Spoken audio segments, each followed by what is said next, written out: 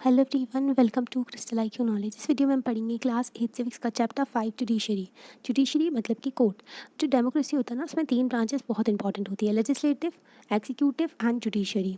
Okay, तो ये pillars of democracy भी कहते हैं। लेजिस्लेटिव लॉज बनाते हैं, कानून बनाते हैं। एग्जीक्यूटिव लॉज को इम्प्लीमेंट करते हैं ना, फोर्स में लाते हैं कि वो कानून जो है इम्प्लीमेंट करते हैं।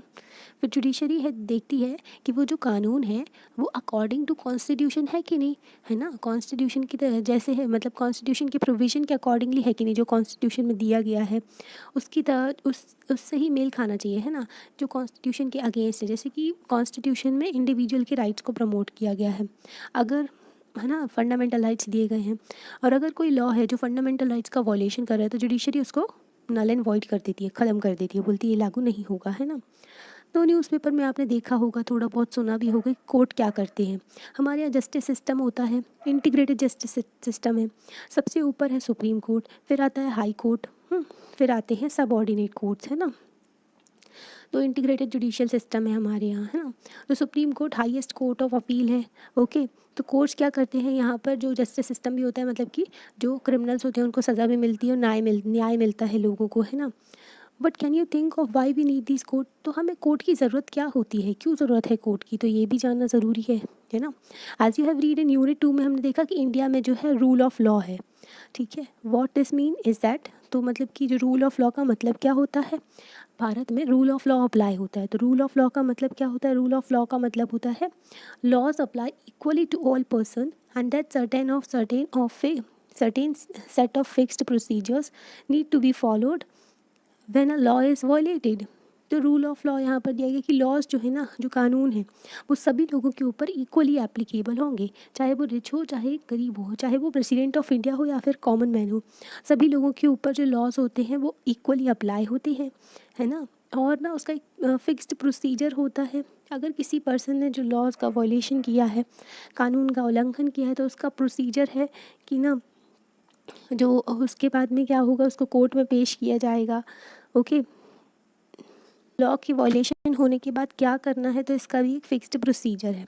To enforce this rule of law को इन्फोर्स करने के लिए, मतलब कि इसको ना इसको इम्प्लीमेंट करने के लिए, इसको लागू करने के लिए देश में, तो हमको जुडिशियल सिस्टम की ज़रूरत पड़ती है। That consist of a mechanism of courts that a citizen can approach when a law is violated. अगर किसी कानून का उल्लंघन होता है तो आप कोर्ट में जा सकते हैं, है ना। इसलिए हमको जुडिशियल सिस्टम की ज़रूरत है, क्योंकि रूल ऑफ लॉ है हमारे यहाँ, और अगर लॉ का वायलेशन होता है तो जुडिशियल सिस्टम, हम कोर्ट में जाते हैं, है ना। कोई भी जा सकता है citizen. As a organ of government the judiciary plays a crucial role in the functioning of Indian democracy. तो ये ऑर्गन ही है गवर्नमेंट का। गवर्नमेंट पूरी होल को कहते हैं, एग्जीक्यूटिव, लेजिस्लेटिव, जुडिशरी, तो सब लोग आ जाते हैं इसके अंदर, है ना। तो ये बहुत इंपॉर्टेंट है हमारी जो अच्छे से डेमोक्रेसी चल सके हमारे भारत की, तो उसके लिए it can play this role only because it is independent. और ये जो रोल अच्छे से तभी प्ले कर सकती है जुडिशरी, जो कोर्ट्स हैं, जब वो इंडिपेंडेंट हो। मतलब कि इंडिपेंडेंट जुडिशरी का मतलब क्या हुआ, is there any connection between the court in your area and the supreme court in New Delhi. In this chapter you will find this answer to this question. तो मतलब कि इंडिपेंडेंट जुडिशरी का मतलब क्या हुआ, है ना। क्या कोई कनेक्शन है जो आपके लोकल एरिया में जो भी कोर्ट है ना, और उसका सुप्रीम कोर्ट से, जो न्यू दिल्ली में, हमारे यहाँ सुप्रीम कोर्ट जो है वो एक ही है ना, जो न्यू दिल्ली में बेस्ड है। उसकी जो हाईएस्ट कोर्ट ऑफ अपील है, ठीक है, यहाँ पर चीफ जस्टिस होते हैं, ओके, जो सबसे ऊपर होते हैं ना। तो जो सुप्रीम कोर्ट है ना, तो सुप्रीम कोर्ट में ना हाईएस्ट कोर्ट ऑफ अपील है, फिर इसके डिसीजन के बाद में सिटीजन को डिसीजन मानना पड़ता है ना। और इनके जो डिसीजन होते हैं वो हर कोर्ट को फॉलो करने होते हैं। ओके, तो सुप्रीम कोर्ट अपनी अलग अलग ब्रांचेस सेटअप कर सकते हैं, पर वो नहीं किए हैं, सिर्फ दिल्ली में है। ओके,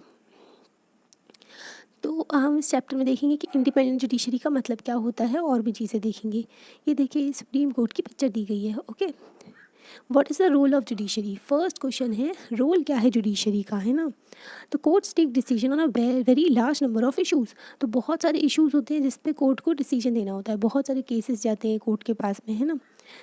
मतलब कि जो लोग होते हैं ना, अगर किसी कानून का उल्लंघन होता है तो वो कोर्ट में केस लेकर के जाते हैं ना, वो केस चढ़ जाता है फिर। फिर सालों लग जाते हैं उसका डिसीजन आने में। They can decide that no teacher can beat a student. तो कोर्ट डिसाइड कर सकते हैं कि कोई भी जो टीचर है वो स्टूडेंट को नहीं मारेगा, स्टूडेंट की पिटाई नहीं होगी, जो कि कोई भी शिक्षक विद्यार्थी की पिटाई नहीं करेगा। और about the sharing of river water in state, और जो वाटर है ना, रिवर वाटर, जो रिवर निकलती है ना, तो 2 स्टेट में पड़ जाती है, जैसे कि तमिलनाडु हो गया और केरला हो गया। तो यहाँ पर एक जो रिवर निकल रही है, तो दोनों स्टेट से होकर के जा रही है। ओके, तो इन दोनों के बीच में डिस्प्यूट हो जाता है कि हाँ, जो डैम वगैरह बनाते हैं तो बोलते पानी नहीं छोड़ेंगे हम, है ना। तो इन सब के इशू का रिजॉल्व करने का भी फिर कोर्ट डिसीजन देते हैं, अगर कोर्ट में केस जाता है तो, है ना। अगर कोई क्राइम करता है ना तो उसको पनिशमेंट देते हैं। ओके, तो कोई भी क्राइम हो तो कोर्ट्स जो है वहाँ पर पनिशमेंट मिलती है लोगों को, है ना। ब्रॉडली स्पीकिंग पनिशमेंट इसलिए देते हैं ताकि वो सुधर सके, है ना, रिफॉर्म हो सके उनका। Broadly speaking the work that the judiciary does can divided into following. तो यहाँ पर हम इस जुडिशरी के काम को डिवाइड कर दिया है हमने कुछ चीज़ों में, जैसे कि टॉपिक दे करके। फर्स्ट वर्क जो है रोल ऑफ जुडिशरी है डिस्प्यूट रेजोल्यूशन, मतलब कि कोई भी डिस्प्यूट होता है, कोई भी विवाद होता है, उसको सॉल्व करना। The judicial system provides a mechanism for resolving dispute between citizen and the government, between two state government and between central and state government. तो जुडिशियल सिस्टम में क्या होता है, सिटीज़न और सिटीज़न के बीच में अगर कोई विवाद हो गया, है ना, प्रॉपर्टी से लेके हो गया और कोई भी इशू हो सकता है, तो जुडिशरी इसका डिसीजन देती है फिर, है ना। केस चला गया सुप्रीम कोर्ट में। सिटीज़न और गवर्नमेंट के बीच में अगर कोई इशू हो जाता है तो फिर, जैसे कि KS. Puttaswamy versus union of India का केस था, 2017 का केस था ये। तो इसमें राइट टू प्राइवेसी दिया गया था, ठीक है। तो सिटीज़न और जो आधार से रिलेटेड केस था, सिटीज़न और गवर्नमेंट के बीच में अगर कोई विवाद होता है तो भी जो जुडिशरी इसमें क्या करती है, डिसीजन देती है। ओके, फिर उसके बाद में स्टेट्स और स्टेट के बीच में अगर कोई लड़ाई हो गई है, 2 स्टेट हैं, जैसे कि एक हो गया तमिलनाडु केरला, है ना। तो तमिलनाडु तमिलनाडु केरला, पौंडीचेरी और कर्नाटका, इनके बीच में कावेरी रिवर वाटर डिस्प्यूट है बहुत ज़्यादा, ठीक है। तो उसकी वजह से ये लोग बार बार कोर्ट में जाते हैं, तो उस कोर्ट ने, जो सुप्रीम कोर्ट है, इसका डिसीजन देते हैं, है ना। तो ऐसा भी हो सकता है। और between central and state government, central government और स्टेट गवर्नमेंट के बीच में अगर कोई डिस्प्यूट होता है तो भी जो क्या करते हैं, जो कोर्ट है वो डिसीजन देते हैं। तो इनके पास में ओरिजिनल जुरिस्डिक्शन की पावर है डिस्प्यूट रेजोल्यूशन की, है ना, कि इन मैटर्स में जो कोर्ट है वो डिसीजन देते हैं, है ना, क्योंकि इनके पास में ये जाते हैं। सेकेंड हो गया जुडिशियल रिव्यू। सेकेंड पावर है जुडिशियल रिव्यू की। As the final interpreter of the constitution कौन है, फाइनल इंटरप्रिटेटर, मतलब कॉन्स्टिट्यूशन को, जो कॉन्स्टिट्यूशन में क्या लिखा है वो बताते हैं, वो सुप्रीम कोर्ट बताते हैं, है ना। सुप्रीम कोर्ट और हाई कोर्ट के पास में भी ये पावर है। तो final interpreter of the constitution पर सुप्रीम कोर्ट को कहते हैं, है ना। The judiciary also has the power to strike down particular laws passed by the parliament if it believes that these laws are in violation of the basic structure of the constitution. It is called the judicial review. तो यहाँ पर judicial review की proper बताया गया है कि क्या है ना। तो एज ए सुप्रीम कोर्ट जो है, जो जुडिशरी होती है, वो final interpreter of the constitution होते हैं ना, बताते हैं कॉन्स्टिट्यूशन में क्या लिखा है। जुडिशरी के पास में पावर है, अगर कोई लॉ होता है वो लॉ जो पार्लियामेंट ने बनाया है वो क्या करता है, उल्लंघन करता है बेसिक स्ट्रक्चर का कॉन्स्टिट्यूशन के। बेसिक स्ट्रक्चर क्या होता है, जो ना एक और केस गया था यहाँ पर, केस 1 अंध भारती केस गया था जो 1973 में। हाँ, तो इसमें क्या बात हुई थी, पार्लियामेंट ने सारी पावर ले ली थी कि कॉन्स्टिट्यूशन को अमेंड करेंगे, ठीक है, कुछ भी बदल सकते हैं संविधान में।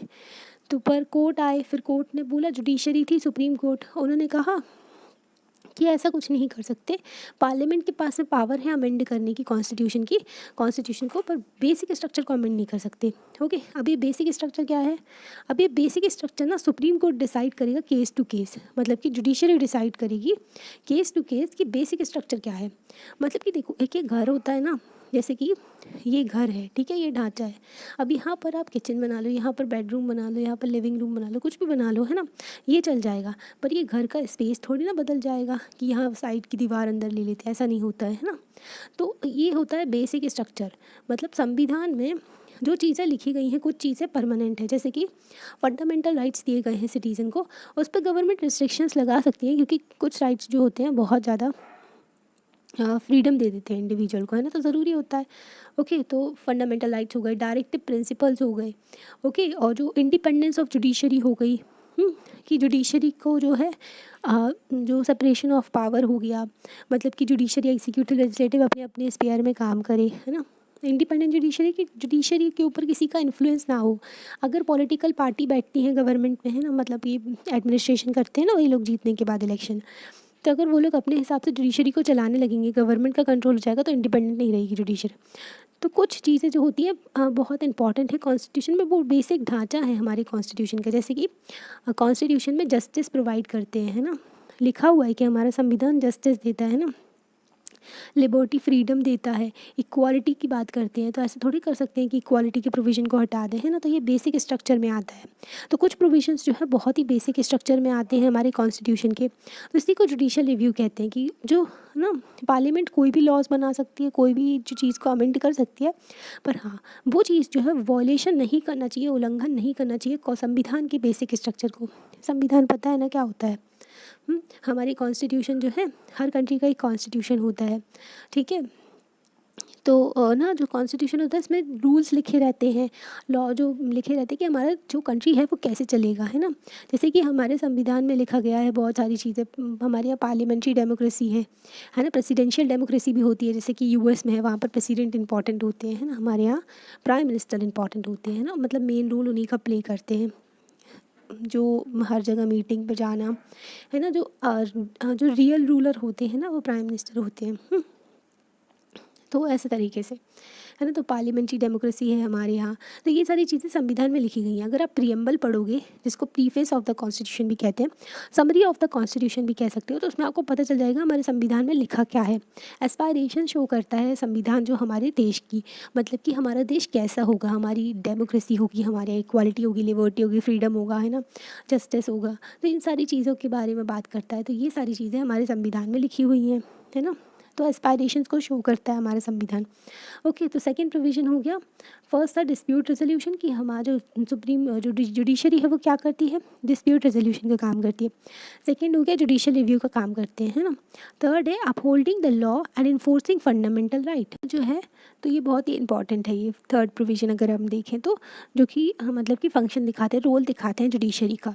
हर कोई सिटीज़न जो है हमारे देश का, वो सुप्रीम कोर्ट हो या फिर हाई कोर्ट हो, डायरेक्टली आप सुप्रीम कोर्ट और हाई कोर्ट में जा सकते हो, सिर्फ फंडामेंटल राइट के मैटर में, है ना। अगर फंडामेंटल राइट का वॉल्यूशन होता है, फंडामेंटल राइट जो है बेसिक राइट्स दिए गए हैं सिटीज़न को, जो उनके अधिकार है, बेसिक अधिकार जो हैं बहुत ही इंपॉर्टेंट होते हैं। इनका कोई उल्लंघन नहीं कर सकता, चाहे गवर्नमेंट हो चाहे प्राइवेट हो, कोई भी इनका उल्लंघन नहीं कर सकता है। तो फंडामेंटल राइट बहुत इंपॉर्टेंट होती है, मौलिक अधिकार कहलाती हैं। पार्ट थर्ड में दिए गए हैं कॉन्स्टिट्यूशन के, पार्ट थर्ड में दिए गए हैं आर्टिकल 12 से लेकर के 35 तक, ठीक है। 12 से लेकर के 35 तक आर्टिकल्स हैं, उसमें लिखे हुए हैं फंडामेंटल राइट्स हैं। क्लास 7th की बुक में बहुत ही अच्छे से समझाया गया था फंडामेंटल राइट्स के बारे में। तो आर्टिकल जो है ना, सुप्रीम कोर्ट में आप जा सकते हैं, जो हाई कोर्ट में भी जा सकते हैं अगर आपके वॉल्यूशन होते हैं आपके फंडामेंटल राइट का। आर्टिकल 32 जो है कॉन्स्टिट्यूशन का, राइट टू कॉन्स्टिट्यूशनल रेमेडीज़ देते हैं।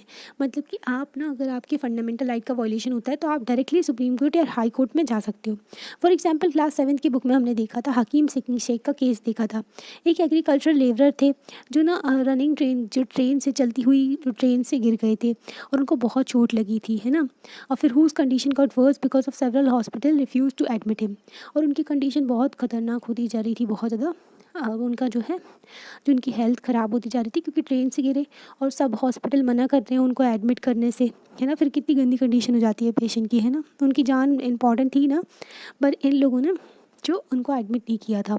ऑन हियरिंग दिस, तो केस जब सुप्रीम कोर्ट के पास वो केस लेकर के गए, जब वो ठीक हो गए थे, है ना, तो सुप्रीम कोर्ट ने बोला आर्टिकल 21 जो हर सिटीज़न को fundamental right to life also include the right to health. तो इसमें राइट टू हेल्थ का भी कंसेप्ट दिया सुप्रीम कोर्ट ने। मतलब कि आर्टिकल 21 जो है राइट टू लाइफ के बारे में बात करते हैं, लाइफ विद डिग्निटी, लिबर्टी, तो लाइफ के बारे में बात करते हैं। तो पता है, जब ये सुप्रीम कोर्ट जो फाइनल इंटरप्रेटर कहते हैं, तो आर्टिकल 21 में बहुत सारे राइट्स हैं, जैसे कि pollution free environment, right to health हो गया, है ना। तो ऐसे बहुत सारे राइट्स हैं। राइट टू प्राइवेसी हो गया, जब आज सुप्रीम कोर्ट के पास में केस, वो जो पोर्ट पुट्टास्वामी केस गया था 2017 में, तो उन्होंने बताया कि जो राइट टू है, जो प्राइवेसी जो है वो भी बहुत इंपॉर्टेंट है और आर्टिकल 21 के अंदर कवर होता है ना। तो सुप्रीम कोर्ट फाइनल इंटरप्रिटेटर होते हैं कॉन्स्टिट्यूशन के, तो हमारे राइट्स और ज़्यादा बढ़ते जाते हैं, है ना। तो जो ऑन हियरिंग सुप्रीम कोर्ट ने जब हकीम शेख का केस सुना तो उन्होंने बोला आर्टिकल 21 जो है राइट टू लाइफ इंक्लूड करता है, तो उसमें राइट टू हेल्थ भी आता है। It therefore directed the West Bengal government to pay the compensation for the loss suffered as well as to come up with a blueprint for a primary health care with a particular reference to the treatment of the patient during an emergency। तो ना फिर supreme court ने बोला उनको कि आपको ना waste Bengal government जो है, वेस्ट बंगाल की जो गवर्नमेंट है ना, वो क्या करेगी, कंपनसेशन देगी, है ना, जो भी लॉस हुआ था उनको, है ना। और इनको जो है गवर्नमेंट को एक प्राइमरी हेल्थ केयर का एक ढांचा तैयार करना है, ढंग से ब्लूप्रिंट तैयार करना है, ताकि जो है कोई भी इमरजेंसी के टाइम पर लोगों को सर्विस मिल सके, है ना, क्योंकि राइट टू हेल्थ होता है जो आर्टिकल 21 के अंदर कवर होता है। तो ये पश्चिम Bengal Khet Mazdoor Samiti versus state of west Bengal का केस था। ये बहुत ही इंपॉर्टेंट केस था, हाँ, जिसमें राइट टू हेल्थ का कंसेप्ट निकल के आया था। पश्चिम Bengal Khet Mazdoor Samiti versus state of Bengal का केस था 1996 का। अब यहाँ पर देखो सुप्रीम कोर्ट के बारे में बताया गया है। Supreme court was established on 26 जनवरी 1950। हमारा जो सुप्रीम कोर्ट है वो इस्टेब्लिश किया गया था 26 जनवरी 1950 में, the day that India became Republic. तो इंडिया रिपब्लिक बना था इस टाइम पर, इस दिन पर 26 जनवरी को इंडिया में जो है रिपब्लिक डे मनाया जाता है इस दिन, क्योंकि इस दिन जो है हमारा संविधान पूरे तरीके से लागू हो गया था, है ना, हमारे देश पे। Like it's predecessor. तो इससे पहले ना फेडरल कोर्ट ऑफ इंडिया हुआ करता था। सुप्रीम कोर्ट से पहले फेडरल कोर्ट ऑफ इंडिया हुआ करता था। 1937 में इस्टेब्लिश किया गया था, 1949 तक चला, 1949 तक, फिर उसके बाद में हमने अपना सुप्रीम कोर्ट इस्टेब्लिश कर लिया था। It was earlier located in the chamber of princess in the parliament. तो पहले ये चैम्बर ऑफ प्रिंसेस में लोकेटेड था पार्लियामेंट हाउस के। It moved at present building, तो मथुरा रोड के पास में जो न्यू दिल्ली में, वहाँ पर इसको मूव कर दिया गया 1958 में। तो अब ये वहाँ पर है। यहाँ पर ना आपको एग्जाम्पल देने को बोला है। अभी हमने आपको एग्जाम्पल दिया था, जैसे कि दो स्टेट्स के बीच में लड़ाई होती है तो रिवर को लेकर के हो सकती है, बाउंड्री को लेकर के हो सकती है, जैसे कि कावेरी रिवर वाटर डिस्प्यूट होता है ना। तो वो 3 स्टेट्स और एक यूनियन टेरिटरी के बीच में होता है ना, बिटवीन 2 सिटीज़न कोई भी क्राइम हो सकता है जो कि 2 सिटीज़न के बीच में जो डिस्प्यूट हो गया है प्रॉपर्टी से रिलेटेड, है ना, तो कोई भी हो सकता है। तो वहाँ पर जुडिशरी में जाते हैं लॉज जो कि वॉलेट करते हैं कॉन्स्टिट्यूशन को, जैसे कि नेशनल जुडिशियल अपॉइंटमेंट कमीशन आया था, अपॉइंटमेंट कमीशन 2014 में। तो इसमें ना क्या किया था गवर्नमेंट ने, इसको 99th कॉन्स्टिट्यूशनल अमेंडमेंट करके लाई थी government, national judicial appointment commission. तो इसमें गवर्नमेंट का भी रोल होने लगा था कि इसमें जो अपॉइंटमेंट करते हैं ना जजेस का, उसमें अगर गवर्नमेंट का रोल होगा अपॉइंटमेंट करने में जजेस के, तो उसकी वजह से इंडिपेंडेंस ऑफ जुडिशरी हार्म हो जाएगा, है ना। तो और independence of judiciary is a part of the basic structure of the constitution, ठीक है। तो इसलिए सुप्रीम कोर्ट ने इस कानून को जो है नल एंड वॉइड कर दिया था, इस अमेंडमेंट को भी, है ना। तो ये बोला गया था। फिर जो 2 स्टेट्स के बीच में, सेंट्रल स्टेट के बीच में भी कई सारे इश्यूज़ हो सकते हैं जिसकी वजह से लड़ाइयाँ हो जाती है ना, फिर दोनों सुप्रीम कोर्ट के पास में पहुँच जाते हैं। Okay, what is an independent judiciary. Independent judiciary का मतलब क्या है, हमने देखा जुडिशरी का रोल क्या होता है। अब हम देखेंगे जुडिशरी, इंडिपेंडेंट जुडिशरी का मतलब क्या है। Imagine a situation in which a powerful politician has encroached on land belonging to your family. Within this judicial system, the politician has the power to appoint and dismiss a judge from his office. When you take this case to the court, the judge is clearly partial to the politician. आप ना एक situation imagine करो कि एक बहुत ज़्यादा powerful politician है ना, नेता वगैरह है, तो उसके पास में बहुत ज़्यादा पावर है ना, क्योंकि गवर्नमेंट का पार्ट है वो, है ना। तो उसने क्या किया है कि आपका जो ज़मीन वगैरह है उसमें हड़प लिए, है ना, आपकी फैमिली से। ओके, और फिर क्या हुआ, आप लोग जुडिशियल सिस्टम के पास में जाते हो, जुडिशरी में, तो और पॉलिटिशियन के पास ही पावर है कि वो जजेस को अपॉइंट करते हैं, है ना, उन्हीं के पास में पावर है, क्योंकि गवर्नमेंट का पार्ट है ना वो, तो उसके पास में पावर है कि वो जजेस का अपॉइंटमेंट करने में उसका रोल होता है, और डिसमिस करने में भी जज को आप उसके ऑफिस से, मतलब कि जो रिमूव करने में भी, है ना। तो उसमें ना क्या हुआ, तो इस केस में कोर्ट ने क्या किया, पार्शियल डिसीजन दिया पॉलिटिशियन की तरफ, मतलब कि उसने फेवर कर दिया पॉलिटिशियन को, जो नेता था ना उसके फेवर कर दिया, जबकि उसने गलत किया था। तो जो कंट्रोल होता है ना पॉलिटिशियन का जजेस के ऊपर, तो उसकी वजह से वो जो जज हैं वो इंडिपेंडेंट डिसीजन नहीं ले पाते। इसलिए तो जो नेशनल जुडिशियल अपॉइंटमेंट कमीशन, जिसमें गवर्नमेंट का रोल होता है, जैसे जो जजेस के अपॉइंटमेंट में, ट्रांसफ़र में, है ना, तो उसकी वजह से क्या होता, जज जो है इंडिपेंडेंट नहीं रह पाते हैं ना, इसलिए उन्हें नल एंड वॉइड कर दिया था सुप्रीम कोर्ट ने इसको। Lack of independence will force जज to make all judgement in favour of politician. जब उनके पास में इंडिपेंडेंस ही नहीं होगी कि वो इम्पार्शियल तरीके से डिसीजन मेकिंग कर सके, है ना, तो जब जो डिसीजन दे सके, है ना, जो तब उनके पास में क्या होगा, तो वो सारे जो जजमेंट होंगे वो नेता लोगों के फेवर में हो जाएंगे, है ना, पॉलिटिशियन के। Also we often hear the rich and the powerful people in India trying to influence the judicial process.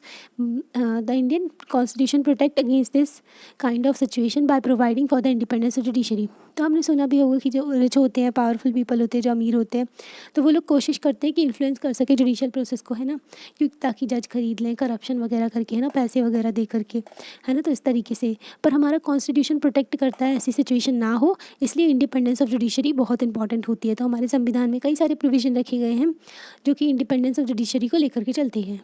जैसे कि ना इंडिपेंडेंस ऑफ जुडिशरी के लिए जैसे कि फिक्स्ड टेन्योर है इनका, है ना, जो कि सुप्रीम कोर्ट है वहाँ पर जजेस जो होते हैं, है ना, इनकी फ़िक्स्ड एज है, और जो जिस टाइम पर वो जज अपॉइंट किए जाते हैं, है ना, इनका जो है जो इनका जो सैलरी वगैरह है ना, तो वो गवर्नमेंट वैसे नहीं कर सकती जब इनका टाइम पीरियड चल रहा है, उस बीच पे चेंज नहीं कर सकती।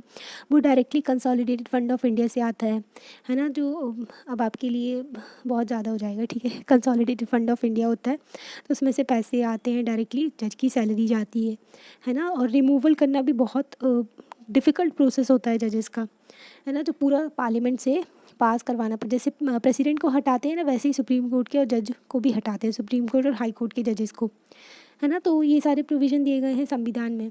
One expect of this independence, तो एक और एक्सपेक्ट है जो हमारे इंडिपेंडेंस का, separation of power. Separation of power बहुत इंपॉर्टेंट है। जैसे कि हमने चैप्टर फर्स्ट में पढ़ा था, जो कॉन्स्टिट्यूशन का की फीचर क्या है, व्हाट दिस मीन, जो सेपरेशन ऑफ पावर के बारे में हमने पढ़ा था कि ये जो है कॉन्स्टिट्यूशन का की फीचर है, बहुत ही इंपॉर्टेंट फीचर है। व्हाट दिस मीन, इसका मतलब क्या होता है, other branches of the government जो है, the legislature and the executive can not interfere in the work of the judiciary. मतलब कि जो एग्जीक्यूटिव हो गए, ठीक है, और लेजिस्लेटिव हो गए, तो ये जो है जो जुडिशरी के काम पर इंटरफेयर नहीं करेंगे, है ना, ये अपना काम करें, ये अपना काम करें, ये अपना काम करें, है ना, तो यही होता है सेपरेशन ऑफ पावर, ठीक है। The courts are not under the government and do not act on their behalf. तो कोर्ट्स जो है, जुडिशरी जो है, वो गवर्नमेंट के अंदर नहीं आते हैं, मतलब कि गवर्नमेंट के हिसाब से क्यों चले वो, है ना, तो उनका एक अलग काम है, उनके अलग फंक्शंस है ना, तो वो अपने फंक्शंस को प्रॉपरली जो फॉलो करते हैं ना, फिर उसके बाद में तो कोर्ट जो है गवर्नमेंट के बिहाफ में नहीं एक्ट कर सकते, मतलब कि गवर्नमेंट के फेवर में हर टाइम। जो for the above separation to work well, it is crucial that all जजेस in the high court as well as supreme court are appointed with a very little interference from the other branches of the government. अगर आप चाहते हैं कि separation of power ढंग से काम करता रहे, इसलिए बहुत ज़रूरी है कि हाई कोर्ट हो चाहे सुप्रीम कोर्ट हो, इनमें ना जो अपॉइंट किया जाता है जजेस को, तो वो जो है उसमें कोई भी इंटरफियरेंस ना हो गवर्नमेंट का, है ना, क्योंकि गवर्नमेंट का इंटरफियरेंस होगा तो वो अपने इंसान को बैठाने की कोशिश करेंगे वहाँ पर, है ना। तो once appointed to this office, it is very difficult to remove a जज। और जब जज अपॉइंट हो जाते हैं ना, जज होते हैं ना अपॉइंट, तो उनको रिमूव करना बहुत मुश्किल हो जाता है, क्योंकि ना उसमें प्रॉपर मेजॉरिटी चाहिए रहती है रिमूव करने के लिए। पार्लियामेंट में दोनों हाउसेस से पास होते हैं वो, ठीक है, जो बिल लाया जाता है कि इनको रिमूव करना है, तो जो सब लोग एग्री करें, है ना, तो वैसा कुछ होता है, ठीक है। तो बहुत डिटेल में जाने की ज़रूरत नहीं है, पर हाँ, जो जैसे कि प्रेसिडेंट को रिमूव किया जाता है ना, अगर प्रेसिडेंट को कॉन्स्टिट्यूशन का उल्लंघन कर देते हैं, है ना, वैसे ही जजेस को भी रिमूव किया जाता है हाई कोर्ट और सुप्रीम कोर्ट के। It is the independence of the judiciary that allows the court to play a central role in ensuring that there is no misuse of power by the legislature and the executive. तो independence of judiciary independently अपना काम करती है, तभी जो है courts जो है सब बहुत इंपॉर्टेंट रोल प्ले करते हैं, ताकि मिसयूज़ ना हो पावर का, लेजिस्लेटिव और एग्जीक्यूटिव हमारे यहाँ एक ही होते हैं। पार्लियामेंट में जितनी भी जो पॉलिटिकल पार्टी होती है ना, हम जैसे कि हमने पॉलिटिकल पार्टी वाले चैप्टर में देखा भी था कि जितने भी जो पार्लियामेंट्री डेमोक्रेसी है ना हमारे यहाँ, तो एग्जीक्यूटिव ही लेजिस्लेटिव होते हैं, है ना, मतलब कि जो एग्जीक्यूटिव है जो कि हमारे द्वारा चुने गए हैं, तो वही लॉ मेकिंग का काम करते हैं पार्लियामेंट में, ओके। तो मिसयूज़ ना हो पावर का, तो ये भी बहुत इंपॉर्टेंट होता है ना। कोर्ट्स जो है वो मिसयूज़ ना करें, कोर्ट्स इंपॉर्टेंट रोल प्ले करते हैं कि जो एग्जीक्यूटिव और लेजिस्लेटिव मिसयूज़ ना करें अपनी पावर का। जैसे कि वो ना, it also plays a crucial role in protecting fundamental rights of citizen, because anyone can approach to court if they believe that their rights have been violated. तो ये जो है फंडामेंटल राइट्स भी प्रोटेक्ट करते हैं हमारे सिटीज़न के, है ना। अगर जो सिटीज़न को लगता है कि उनके राइट्स का वॉलेशन हुआ है, तो वो डायरेक्टली सुप्रीम कोर्ट और हाई कोर्ट में जा सकते हैं, है ना। What is the supreme court of India? तो सुप्रीम कोर्ट है क्या? हमने इंडिपेंडेंस ऑफ जुडिशरी देख लिया, रोल ऑफ जुडिशरी देख लिया, अब सुप्रीम कोर्ट के बारे में देखते हैं। There are the different levels of court in our country. तो हमने बताया था आपको डिफरेंट लेवल ऑफ कोर्ट है हमारी कंट्री में। There are several court at the lower level व there is only one at the apex level. तो सबसे ऊपर कौन है हमारा? सबसे ऊपर है सुप्रीम कोर्ट, उसके नीचे आते हैं हाई कोर्ट्स, ठीक है, हाई कोर्ट, और फिर उसके नीचे आते हैं बहुत सारे सबऑर्डिनेट कोर्ट जो हर लोकल एरिया में होते हैं, मतलब कि जो अलग अलग जो डिस्ट्रिक्ट वगैरह हैं वहाँ पर होते हैं, डिस्ट्रिक्ट कोर्ट्स होते हैं, है ना। तो the courts that most people interact with are what are called the subordinate और डिस्ट्रिक्ट कोर्ट। जिस कोर्ट से सबसे ज़्यादा लोग इंटरेक्ट करते हैं तो वो है सबऑर्डिनेट कोर्ट, और डिस्ट्रिक्ट कोर्ट भी कहते हैं उसको, है ना। सबऑर्डिनेट कोर्ट्स लास्ट में आते हैं। जब इनका डिसीजन लोगों को मान्य नहीं होता है तो वो हाई कोर्ट में जाते हैं। हाई कोर्ट ने डिसीजन दिया, लोगों को पसंद नहीं आया तो फिर वो जाते हैं सुप्रीम कोर्ट में, है ना। सुप्रीम कोर्ट का फाइनल डिसीजन होता है। These are usually at the district. तो ये जो डिस्ट्रिक्ट कोर्ट होते हैं, सबऑर्डिनेट कोर्ट होते हैं, डिस्ट्रिक्ट में होते हैं, तहसील लेवल पर होते हैं, है ना, और इन द टाउन में होते हैं। And they may hear many kind of cases, और इसमें बहुत सारे केसेस सुने जाते हैं। Each state is divided into districts that are presided over by the district जजेस। हर स्टेट में बहुत सारे डिस्ट्रिक्ट्स होते हैं, जैसे कि मध्य प्रदेश में भी बहुत सारे डिस्ट्रिक्ट्स हैं, है ना। तो हर जैसे कि छत्तीसगढ़ हो गया, तमिलनाडु हो गया, है ना, मेघालय हो गया, हर स्टेट में जो डिस्ट्रिक्ट्स होते हैं तो उन डिस्ट्रिक्ट्स में जो सबऑर्डिनेट कोर्ट होते हैं। Each state has a high court which is the highest court of the state. Her state में हाई कोर्ट भी होता है ना। तो वो हाईएस्ट कोर्ट होता है स्टेट का। और ऐसा भी हो सकता है एक हाई कोर्ट के अंदर दो स्टेट आ रहे हो, मतलब कि उन दोनों स्टेट के लिए एक ही हाई कोर्ट है, तो ऐसा भी हो सकता है ना। तो हर स्टेट के लिए हाई कोर्ट होता है, और जो highest court of appeal state के लिए हाई कोर्ट होता है, ठीक है। मतलब कि सॉरी, हाईएस्ट कोर्ट ही मतलब स्टेट का हाईएस्ट कोर्ट होता है। हाईएस्ट कोर्ट ऑफ अपील तो अपना सुप्रीम कोर्ट ही है ना। At the top is the supreme court. सबसे ऊपर होते हैं supreme court, that is located in New Delhi. तो सबसे ऊपर जो सुप्रीम कोर्ट है और जो कि न्यू दिल्ली में है, ठीक है। And is presided over by the chief justice of India, जिसमें चीफ जस्टिस ऑफ इंडिया होते हैं हमारे, है ना। तो अभी जो है DY चंद्रचूड़ है ना, 50th chief justice of India है वो हमारी कंट्री के, है ना। The decision made by the supreme court are binding on all other courts in the India. Supreme court ने अगर कोई डिसीजन दिया है तो वो सभी कोर्ट्स हों हमारी कंट्री के, हाई कोर्ट हो गए सारे, ठीक है, और सारे सबऑर्डिनेट कोर्ट्स हो गए, सबके ऊपर एप्लीकेबल होता है वो, है ना। सभी लोग फॉलो करते हैं सुप्रीम कोर्ट का डिसीजन। जैसे कि हमने UN के सस्टेनेबल डेवलपमेंट गोल्स के बारे में बताया था आपको, ठीक है, UN SDGs sustainable development goals. तो इसमें ना सस्टेनेबल डेवलपमेंट क्या होता है? सस्टेनेबल डेवलपमेंट ऐसा डेवलपमेंट होता है जो कि आज की जनरेशन का तो ध्यान रखते ही है, आगे की जनरेशन का भी ध्यान रखते हैं कि हम अपनी रिसोर्सेज को इफ़ेक्टिवली यूटिलाइज़ करें। हम ऐसे रिसोर्सेज को, जैसे कि पानी भी है, तो हम उसका वेस्ट ना करें, ठीक है, प्रॉपरली यूटिलाइज़ करें और उसका जो है आगे की जनरेशन के लिए भी उसका रखें। तो इसी को कहते हैं सस्टेनेबल डेवलपमेंट, ठीक है। तो सस्टेनेबल डेवलपमेंट गोल्स रखे गए हैं 2015 से 2030 तक के लिए। तो इसमें 17 सस्टेनेबल डेवलपमेंट गोल्स हैं। 17 गोल्स हैं जो हर कंट्री को अचीव करने की कोशिश करनी है पूरी 169 टारगेट्स हैं इसके अंदर। तो 17 गोल्स हैं वो मोटे मोटे, और इसके अंदर जो है 169 टारगेट्स हैं। तो इसमें 16th गोल क्या होता है? Peace, justice and strong institution के बारे में बात करते हैं इसमें। तो इसमें पीसफुल एंड इंक्लूसिव सोसाइटी होनी चाहिए, peace, justice and strong institution. जब हमारे यहाँ जस्टिस तभी आएगा जब प्रॉपर जुडिशियल सिस्टम होगा, है ना, जब सारे जो सेपरेशन ऑफ पावर का कंसेप्ट चलेगा हमारे यहाँ, है ना, सब जो ऑर्गन से गवर्नमेंट के ढंग से काम कर रहे होंगे, है ना। तो पीस भी होना चाहिए, जस्टिस भी होना चाहिए, और स्ट्रॉन्ग इंस्टीट्यूशन होने चाहिए जो कि प्रमोट करे पीसफुल और इंक्लूसिव सोसाइटी हो, सभी लोगों को साथ में लेकर के चलें सस्टेनेबल डेवलपमेंट के लिए। Provide access to justice for all and build effective, accountable, inclusive institution at all level. Goal 16 क्या बोलता है? पीस, जस्टिस, स्ट्रॉन्ग इंस्टीट्यूशन, जिसमें ढंग से हमको सस्टेनेबल डेवलपमेंट लेकर के चलना है, सभी लोगों को साथ में लेकर के चलना है, सभी लोगों को अच्छा जस्टिस मिल सके हमारी सोसाइटी में और सबका डेवलपमेंट हो सके, है ना। तो इसकी बात करते हैं पीस, जस्टिस, स्ट्रॉन्ग इंस्टीट्यूशन। गोल जो है 16 है सस्टेनेबल डेवलपमेंट गोल्स का। तो ना यहाँ पर स्ट्रक्चर ऑफ द कोर्स बताया गया है, lower to higher level, lower से हायर लेवल तक। तो क्या आप इसको फिल कर सकते हो जो आपको डिस्क्रिप्शन बताया था? जैसे कि यहाँ पर आते हैं सुप्रीम कोर्ट, यहाँ पर आते हैं हाई कोर्ट्स, ठीक है, और फिर यहाँ पर आते हैं सबऑर्डिनेट कोर्ट्स, है ना। तो ये होता है स्ट्रक्चर हमारे यहाँ सुप्रीम कोर्ट जो सबसे ऊपर होते हैं। High court of Madras, high courts were first established in 3 presidency cities of Calcutta, Bombay and Madras. सबसे पहले हाई कोर्ट जो हैं बॉम्बे, कैलकाटा एंड मद्रास में सेटअप किए गए थे 1862 में, ठीक है, ब्रिटिश के टाइम पर। High court of Delhi came up in 1966। High court जो दिल्ली का है वो ना 1966 में इस्टेब्लिश किया। ठीक है। Currently there are 25 high courts है हमारी कंट्री में, 25 हाई कोर्ट हैं। और पंजाब एंड हरियाणा का एक कॉमन हाई कोर्ट है। चंडीगढ़ में मतलब कि पंजाब के लोग और जो हरियाणा के लोग हैं वो जो चंडीगढ़ में हाई कोर्ट उनका बेस्ड है तो वहाँ पर जाते हैं। ठीक है। 4 नॉर्थ ईस्टर्न स्टेट्स हैं, असम, नागालैंड, मिज़ोरम, अरुणाचल प्रदेश, तो इनका कॉमन हाई कोर्ट है गुवाहाटी में। ठीक है, असम गुवाहाटी में। और आंध्र प्रदेश अमरावती जो है एंड तेलंगाना का Hyderabad have a separate high courts from January 1 2019। तो जनवरी 2019 से जो आंध्र प्रदेश और तेलंगाना का सेपरेट हाई कोर्ट है। ठीक है। Some high courts have a benches in other parts of the state for greater accessibility. तो क्या होता है कि हाई कोर्ट तो ये है, इसकी अलग अलग बेंचेस बना दी जाती हैं, जैसे कि 3 बेंच बना दी गई। ठीक है। तो ताकि ना लोगों तक इसमें पहुंच सके, उनको जस्टिस मिल सके, है ना। तो ये हाई कोर्ट मद्रास का है। High court at Patna, Patna का हाई कोर्ट की पिक्चर दी गई है। ठीक है। और ये कर्नाटका की हाई कोर्ट की है ना, ब्यूटीफुल। फिर उसके बाद में are these different level of courts connected to each other. क्या ये जो डिफरेंट लेवल हैं अलग अलग बना के रखे, सुप्रीम कोर्ट, हाई कोर्ट, ठीक है, फिर उसके बाद में सब ऑर्डिनेट कोर्ट्स होते हैं, तो क्या ये कनेक्टेड है? हाँ, इंटीग्रेटेड है, ये कनेक्टेड है। Yes they are. In India we have a integrated judicial system. Bharat में इंटीग्रेटेड जुडिशियल सिस्टम होता है।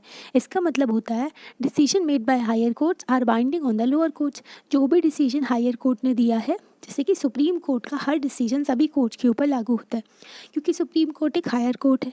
ठीक है। तो इनका डिसीजन सभी के ऊपर लागू होगा, तो इसी को इंटीग्रेटेड जुडिशियल सिस्टम कहते हैं। ठीक है। Another way to understand this integration is through the appellate system that exist in India.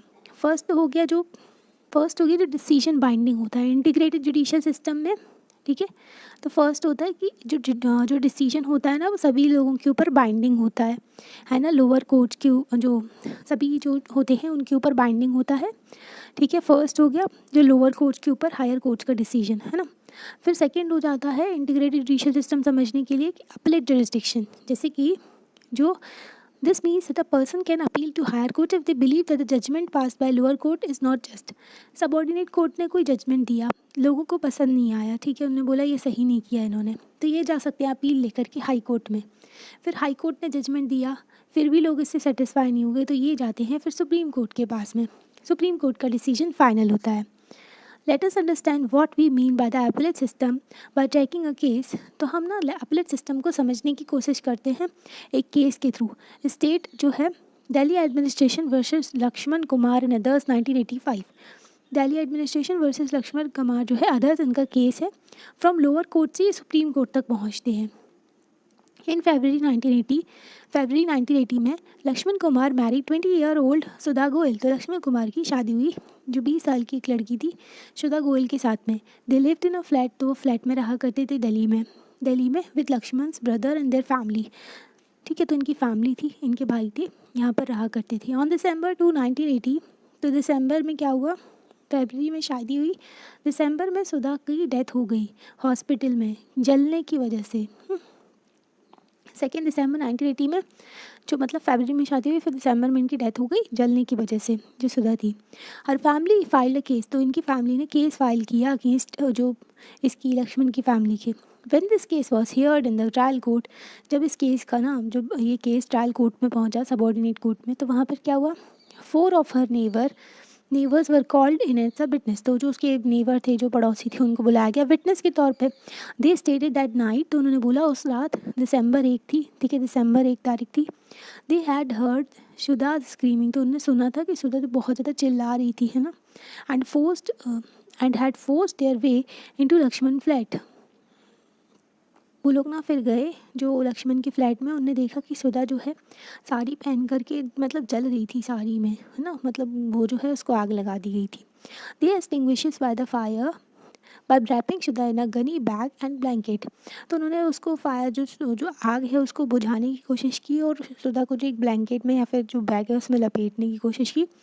ठीक है। Sudha told them that her mother-in-law Shakuntala had poured kerosene oil on her and that her husband Lakshman had lit the fire। तो उन्होंने बोला कि जो सुधा ने हम लोगों को बताया था कि उनकी जो सास है, मदर इन लॉ है शकुंतला, तो उन्होंने उनके ऊपर केरोसिन डाला सुधा के ऊपर और उनके जो पति हैं लक्ष्मण, उन्होंने उसको जला दिया। During the trial members of Sudha's family and a neighbor stated that Sudha had been subjected to torture by her laws that they were demanding more cash, a scooter and a fridge on the birth of the first child. तो ना जो member थे शुदा की family के और जो neighbours थे, उन्होंने बताया कि जो शुदा को टॉर्चर किया जा रहा था, उसके जो इन लॉज हैं, जो किसके ससुराल वाले हैं, वो लोग ना वो डाउरी मांग रहे थे, कैश मांग रहे थे, स्कूटर फ्रिज ये सब मांग रहे थे जब फर्स्ट चाइल्ड का जो जन्म हुआ उस टाइम पर। As part of the defence, तो डिफेंस में लक्ष्मण ने कहा and his mother stated that Sudha saris had accidentally caught fire while she was heating milk. उन्होंने बोला शुदा की जो साड़ी थी गलती से जो थी आग में लग गई थी जब वो जो दूध उबाल रही थी, है ना, जो गैस पर, ठीक है।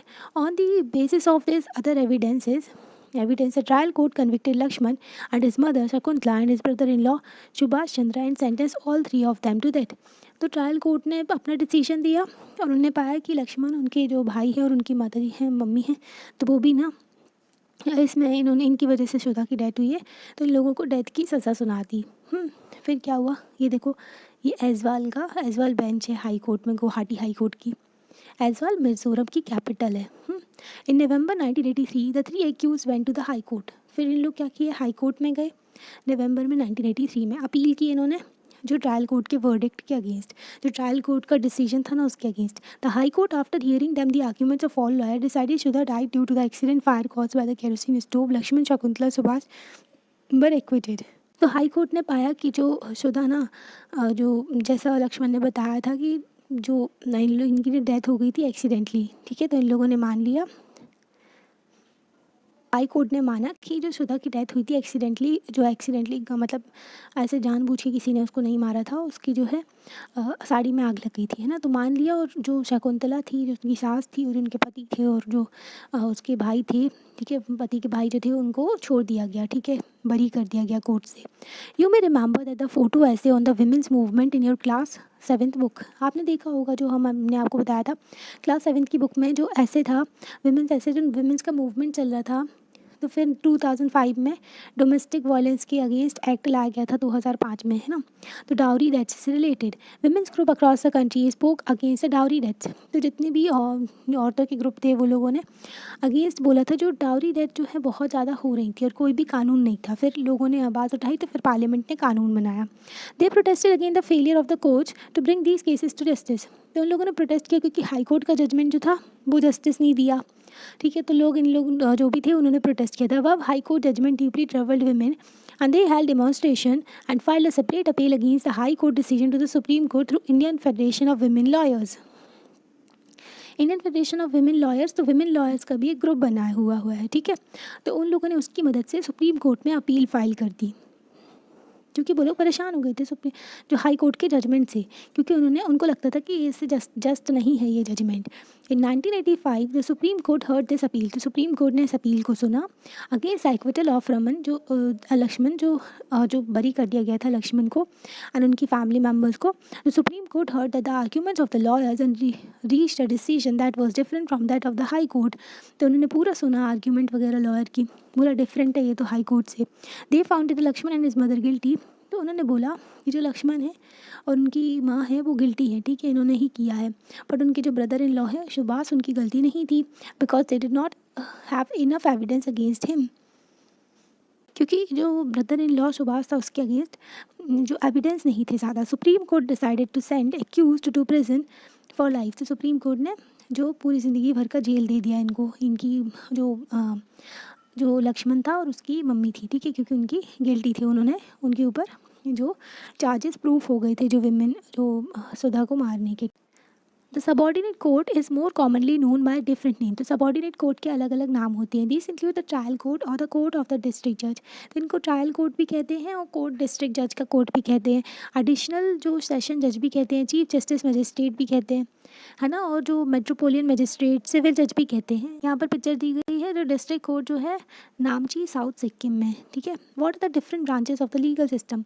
अब लीगल सिस्टम की भी कई सारी ब्रांचेज होती हैं। अब जो हमने अभी केस देखा डाउरी डेथ्स का, तो ये जो आता है crime against society and is violation of criminal law. तो क्रिमिनल लॉ का वॉयलेशन हुआ है यहाँ पर और क्राइम देखा गया है सोसाइटी में, उससे रिलेटेड ये डाउरी डेथ का जो कॉन्सेप्ट था ये, तो ये जो है क्रिमिनल सिस्टम में जाता है, क्रिमिनल लॉ में जाता है ना। In addition to the criminal law के साथ साथ लीगल सिस्टम भी होता है जो कि डील करता है सिविल केसेस को। तो सिविल लॉ और क्रिमिनल लॉ अलग होते हैं जो कि अलग अलग केसेस को डील करते हैं।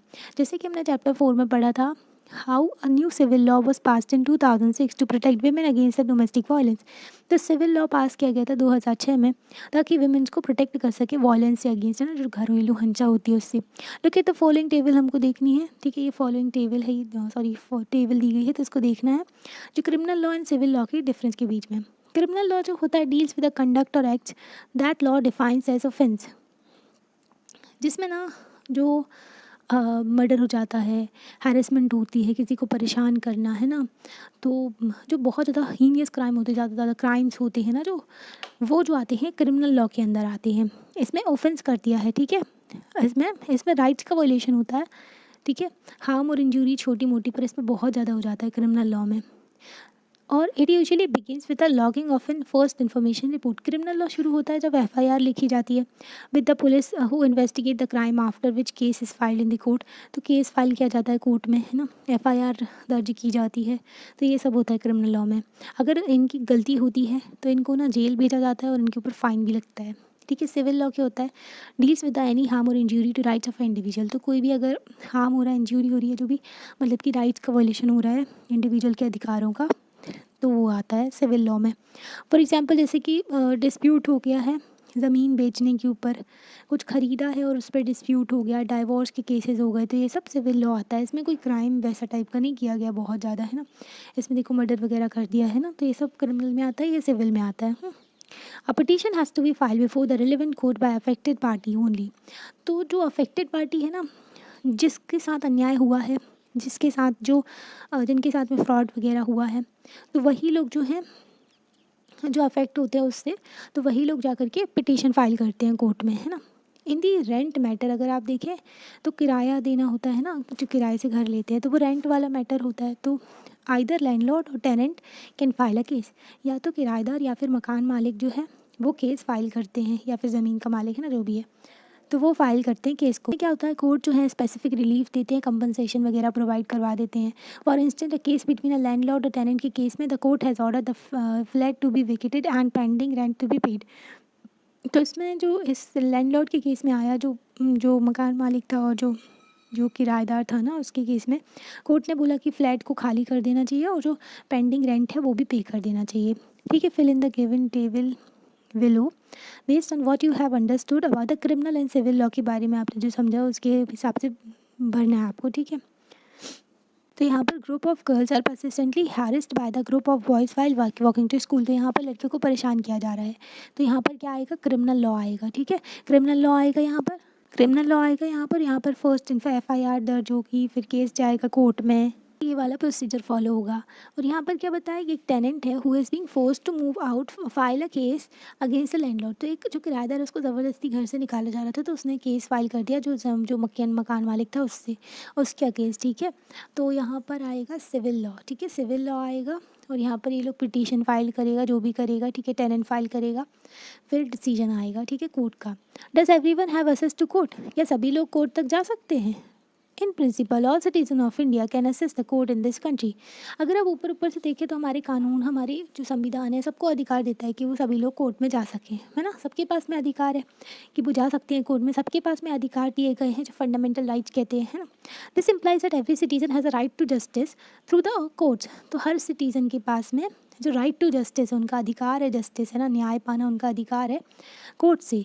एज यू रीड अर्लियर, जैसे कि आपने पहले पढ़ा था, the courts play very significant role in protecting our fundamental right. Courts जो है बहुत इंपॉर्टेंट रोल प्ले करते हैं हमारे जो फंडामेंटल राइट है, जो हमारे मौलिक अधिकार हैं, उनको प्रोटेक्ट करने में। अगर सिटीजन को लगता है कि उनके राइट्स वॉलेट किए गए हैं, तो उनके राइट्स का उल्लंघन किया गया है, तो वो कोर्ट में जा सकते हैं ताकि उनको जस्टिस मिल सके, है ना। अगर उनको लगता है उनके जो अधिकारों का हनन किया गया है, फंडामेंटल राइट का वॉलेशन होता है, तो आप ना डायरेक्टली कोर्ट में जा सकते हो, है ना। तो आर्टिकल 32 सुप्रीम कोर्ट और आर्टिकल 226 में हाई कोर्ट के पास में ये पावर होती है ना। ये आर्टिकल 32 में जो राइट टू कॉन्स्टिट्यूशनल रेमेडीज़ दी गई हैं, इफ़ एनी सिटीजन बिलीव्स, ये हो गया है, ठीक है, तो वो जस्टिस पा सकते हैं कोर्ट में जा कर के। while the courts are available for all, in reality access to courts have also been always been very difficult for a vast majority of the poor in India। Courts सभी के लिए अवेलेबल हैं, फिर भी अगर आप रियलिटी में देखो, ठीक है, अगर जो बहुत ज़्यादा मेजॉरिटी में जो पुअर लोग हैं, गरीब लोग जो हैं, वो लोग कोर्ट तक नहीं पहुंच पाते क्योंकि इसमें बहुत पैसा लगता है, इसमें बहुत टाइम लगता है। Legal procedure involve a lot of money and paper work as well as take up a lot of time. Legal procedure जो होते हैं उसमें बहुत सारा पैसा लगता है, उसमें बहुत सारा पेपर वर्क किया जाता है और उसमें बहुत सारा टाइम भी लगता है। For a poor person who can not read, जो गरीब होता है ना तो वो लिख सकता है ना पढ़ सकता है, जिसकी फैमिली पूरी तरीके से डिपेंड है डेली वेजेस पे, रोज़ कमा करके वो लोग अपना घर चलाते हैं, जो खाने का अपना जुगाड़ कर रहे हैं, अपनी ज़िंदगी नहीं चला पा रहे ढंग से, है ना, तो वो लोग क्या ही कोर्ट जा पाएंगे, है ना, उनके दिमाग में क्या ही आएगा कि उनकी ज़िंदगी चले ढंग से बेटर, है ना, अच्छे से। In response to this supreme court in the early 1980s devised a mechanism public interest litigation.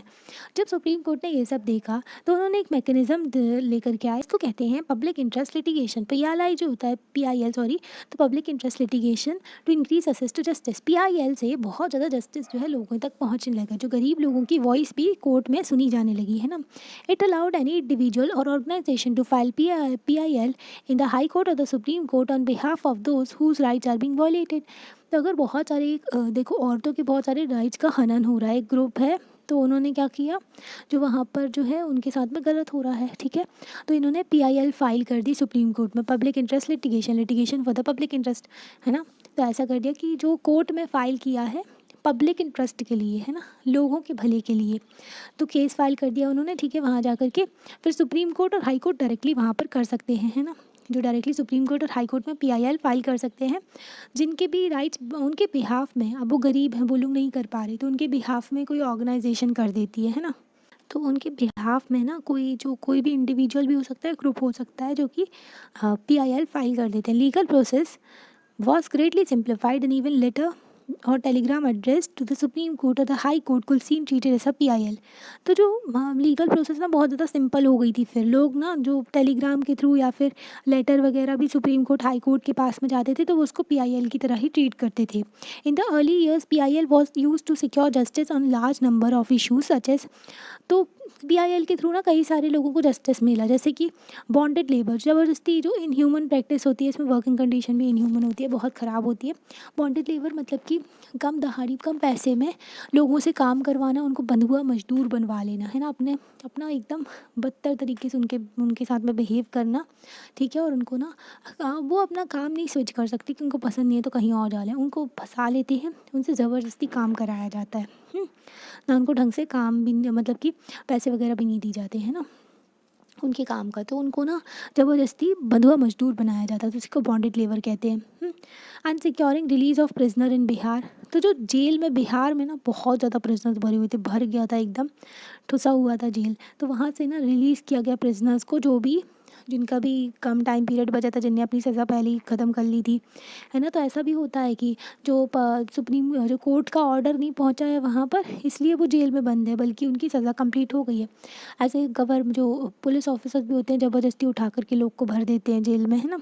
तो अभी क्या हुआ था दिल्ली में भी रिसेंट का केस है ना, कि एक पर्सन को उन्होंने ज़बरदस्ती जेल में भर दिया आधे घंटे के लिए, तो वो जो था हाई कोर्ट में पहुंच गया, दिल्ली हाई कोर्ट में। तो दिल्ली हाई कोर्ट ने पुलिस वालों को 50,000 का कंपनसेशन देने को कहा उस पर्सन को, क्योंकि आपने ज़बरदस्ती उसको जेल में रखा है ना, उसकी कोई गलती भी नहीं थी जबकि, है ना। तो ऐसा भी होता है। तो उस टाइम पर जब बिहार से बहुत सारे प्रिजनर्स को रिलीज़ कर दिया गया, जब उनकी पनिशमेंट कंप्लीट हो गई थी, फिर भी वो जेल में भरे हुए थे।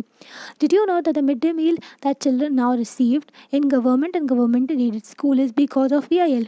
जो आप मिड डे मील देखते हैं ना, गवर्नमेंट स्कूल में बच्चों को खाना दिया जाता है, वहीं पर बनता है ना। तो जो है गवर्नमेंट स्कूल में और गवर्नमेंट जो एडेड स्कूल है जहाँ पर गवर्नमेंट फ़ंड करती है ना, तो वो जो है PIL की वजह से मिलता है वहाँ पर।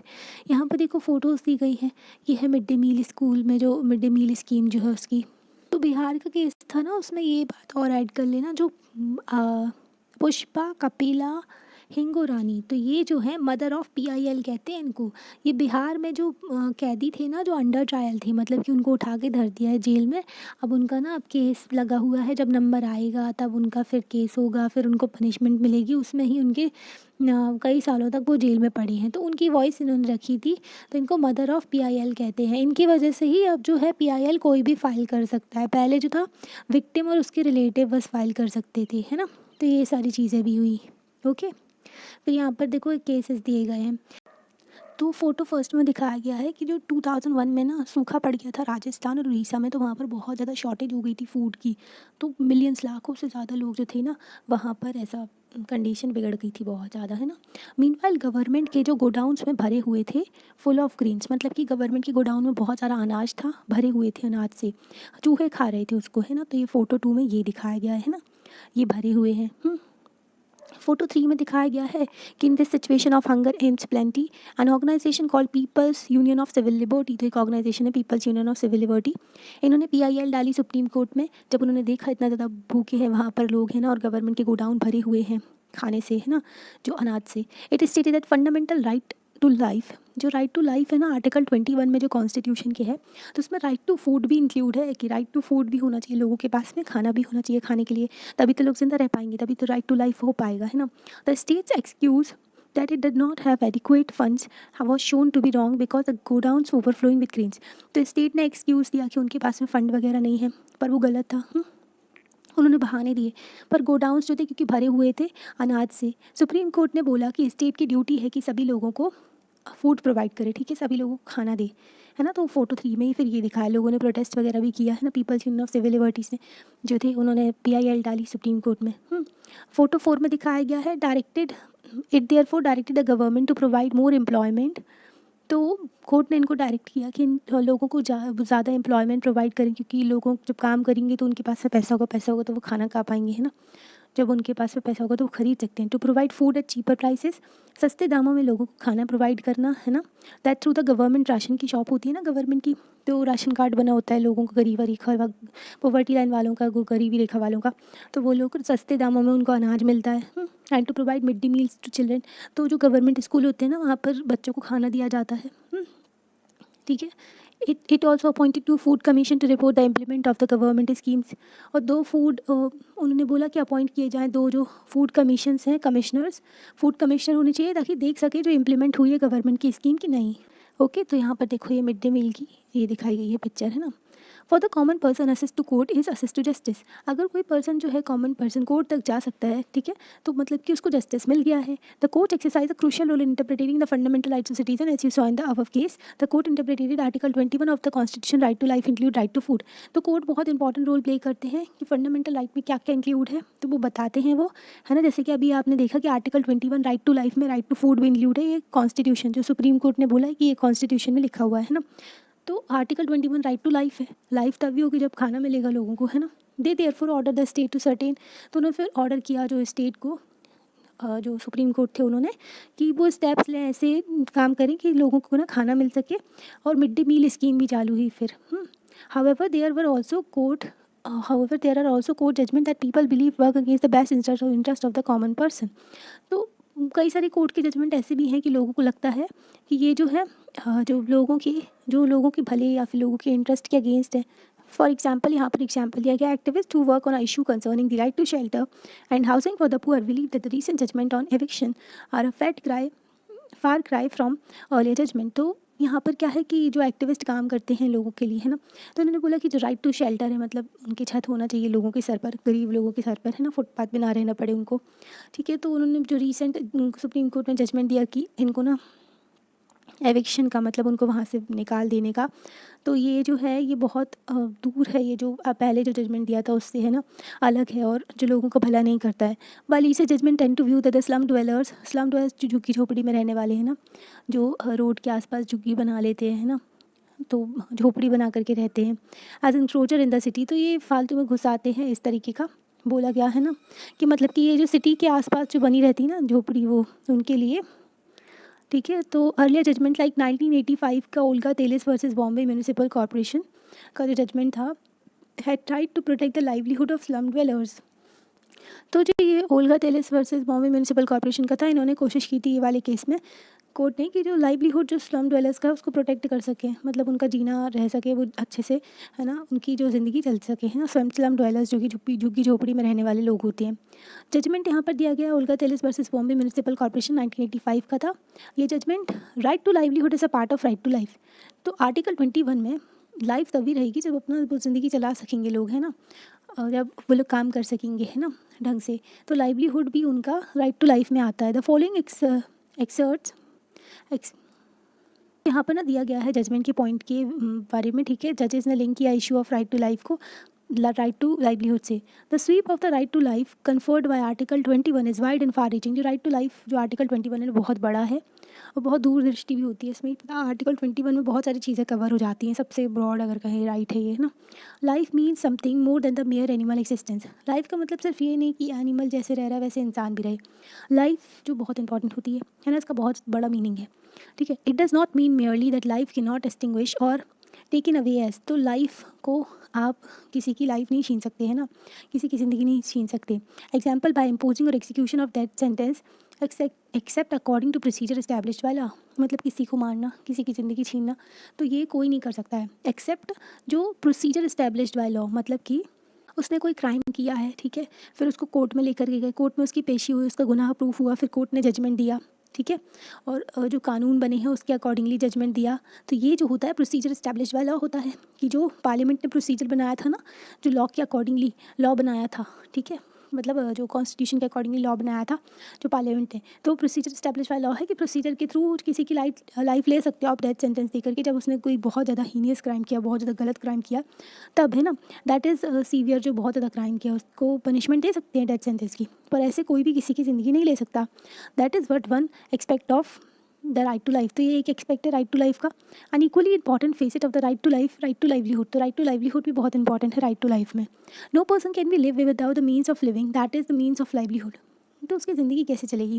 तो कोई पर्सन अपने जो मीन्स उससे जो ज़िंदगी कैसे चलाएगा, है ना, मतलब उनके पास में जगह नहीं है रहने की, वो अपना काम नहीं कर सकते, तो उनकी ज़िंदगी कैसे चलेगी?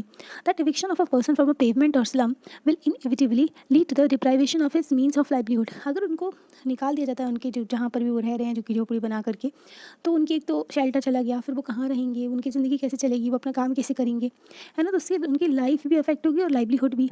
Is a proposition which does not have a established in each individual case.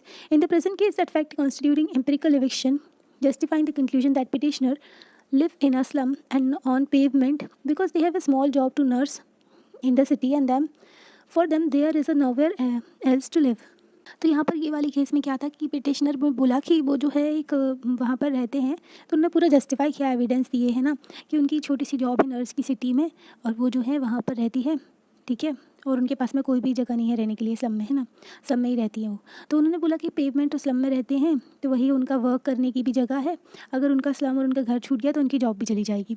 To conclusion therefore is the eviction of the petitioner will lead to the deprivation of the livelihood and consequently to the deprivation of life. मतलब कि इनका अगर इनको घर से निकाला गया तो इनकी जॉब भी चली जाएगी, इनका लाइवलीहुड भी चला जाएगा, फिर ये जो है कुछ भी नहीं बचेगा ना इनके पास में, फिर इनकी लाइफ भी डिप्राइवेशन हो जाएगा राइट टू लाइफ से, इनको आर्टिकल 21 में जो दिया गया है संविधान में, ठीक है। जैसे कि street vendors protection of livelihood regulation, street vending act 2014 भी लाया गया था। तो स्ट्रीट वेंडर्स होते हैं ना जो गलियों में जो ठेले वगैरह लेकर के साइकिल में सामान बेचते हैं ना, तो उनका भी जो रोड पर बैठ करके बेचते हैं ना, तो वो इधर उधर बैठे रहते हैं ना, तो उसकी वजह से ट्रैफिक का भी इशू आता है, तो कई बार इनको हटा दिया जाता है वहाँ से, तो उनका भी लाइवलीहुड के प्रोटेक्शन के लिए और रेगुलेट करने के लिए ये भी लॉ लाया गया था। फिर another issue that affect the common person access to justice in inordinately long process long number of years that courts take to hear a case. तो एक और इशू है कि जो लोग जो है जस्टिस उनको नहीं मिल पाता है क्योंकि बहुत टाइम लग जाता है, केस जो है पड़ा रहता है ना, जो कोर्ट में। The phrase justice is delayed is justice denied. तो जो जस्टिस डिले होता है तो मतलब कि जस्टिस डिनाई ही हो गया है, क्योंकि पता चला कि जिस पर्सन के ऊपर केस चल रहा है वो नेचुरल डेथ से मर गया, उसको कोई पनिशमेंट नहीं मिली। तो ऐसे बहुत सारे केसेस देखने को मिलते हैं, है ना, 10-10 साल 20-20 साल केस चलते रहते हैं। Often characterize extended time period that courts take. तो बहुत ज़्यादा ना कोर्ट में टाइम लगता है, जब जस्टिस में बहुत टाइम लगा देते हैं कोर्ट वाले ना, मतलब कोर्ट में जजेस जो होते हैं बहुत ज़्यादा टाइम लग, कितने सारे केस हैं, इतनी बड़ी जो जनता हमारी है ना, तो कुछ ना कुछ डिस्प्यूट होते हैं तो वो कोर्ट में लेकर के जाते हैं। और जजेस की वैकेंसी भी रहती है, कभी कभी जजेस ना फिल भी नहीं होती है, उनकी जो पोस्ट होती है। जैसे कि सुप्रीम कोर्ट में स्ट्रेंथ जो है 34 है, including chief justice of India 33 जजेस हैं, और 1 चीफ जस्टिस ऑफ इंडिया है जो कि हेड होते हैं, है ना। तो वर्किंग स्ट्रेंथ है 34, वैकेंसी सुप्रीम कोर्ट में फिल कर दी गई, पर हाई कोर्ट में इतनी जो सेंक्शन स्ट्रेंथ इतनी होनी चाहिए, वर्किंग स्ट्रेंथ इतनी है, और वैकेंसी 424 है। देखो हाई कोर्ट में इतनी सारी, सबऑर्डिनेट कोर्ट में 5000 से ज़्यादा है ना, तो वैकेंसी पड़ी हुई है, फिल नहीं हुई है पोस्ट। फिर however in spite of this, there is no denying that the Supreme Judiciary has played a crucial role in the democratic India, serving as a check on the power of the executive and legislative, as well as the protecting the fundamental rights of citizen. तो हम इसको deny नहीं कर सकते, तो judiciary बहुत important role play करती है हमारे इंडिया में, डेमोक्रेटिक इंडिया में, डेमोक्रेसी को मेंटेन करने में, कॉन्स्टिट्यूशन को इंटरप्रेटेट करते हैं, और हमारे जो एग्जीक्यूटिव हैं, लेजिस्लेचर हैं, तो उनकी पावर पे चेक लगा के रखती हैं कि वो अपनी पावर को मिसयूज़ ना करें, फंडामेंटल राइट सिटीजन का वायलेट ना हो। The members of the constituent assembly had quite correctly envisioned the system of courts with an independent judiciary as a key feature of a democracy. जो हमारी constituent assembly के member थे, हमारी constituent assembly के member ने ऐसा vision भी देखा था, ठीक है, जो हमारे यहाँ सिस्टम ऑफ कोर्ट ऐसा होगा जो इंडिपेंडेंट होगा, ठीक है, और जस्टिस सिस्टम लेकर के चलेगा सही से, जो कि हमारी डेमोक्रेसी का की फीचर है ना, और इंडिपेंडेंट जुडिशरी की फीचर है हमारी डेमोक्रेसी का। ओके, यहाँ पर इतना हो गया। ये देखो यहाँ पर एक केस बताया गया है, the work photo shows the family member of some of the 43 Muslim of Hashimpura Meerut में थी, तो उनके यहाँ ना जो मेरठ में किल्ड ऑन 22/1987, तो ये जो है इनकी डेथ हो गई थी 22/1987 में, जो पिक्चर है ना। तो these families fought for justice, ने 31 साल तक लड़ाई लड़ी जस्टिस की, due to long delays the commitment of the trial, तो बहुत ज़्यादा डिले चलता रहा। फिर सुप्रीम कोर्ट ने 2002 में ट्रांसफ़र किया केस अपने पास स्टेट से, ठीक है, उत्तर प्रदेश टू दिल्ली, यूपी से वो दिल्ली अपने पास केस लिया है। फिर 19 प्रोविंशियल आर्म्ड 19 जो प्रोविंशियल आर्म्ड जो काम करते थे ना, जो ऑफिशियली थे वो लोग भी, तो उनको ना फेस करना पड़ा क्रिमिनल प्रोसेशन, फिर उनको ना सज़ा दी गई, उनके ऊपर मर्डर का चार्ज लगा हुआ था और दूसरे ऑफेंस भी किए थे उन्होंने, क्रिमिनल प्रोसिक्यूशन चला था उनके ऊपर क्योंकि उन्होंने क्राइम किया हुआ था। Only 3 prosecution witness have been examined, तो तीन लोगों को एग्जामिन किया गया। फाइनली दिल्ली हाई कोर्ट ने evicted the accused person, convicted पाया गया उसको, जो एक्यूज़ था, मतलब कि उसको दोषी पाया गया, फिर उसको ना सज़ा दी गई 31 अक्टूबर को 2018 में, है ना। तो ये पिक्चर दी गई है। तो 19 के ऊपर चार्ज चले थे, 3 को जो प्रोसिक्यूशन हुई उनकी देखा गया, उनको फिर कन्विक्टेड पाया गया, ठीक है, फिर उसको सज़ा दी गई। तो ये केस था यहाँ पर, और चैप्टर तो हो गया है कंप्लीट। आपको कैसा लगता है आप लाइक करके बता सकते हैं, और चैनल को सब्सक्राइब भी कर सकते हैं, और अपने फ्रेंड्स के साथ में शेयर कर सकते हैं। Thank you.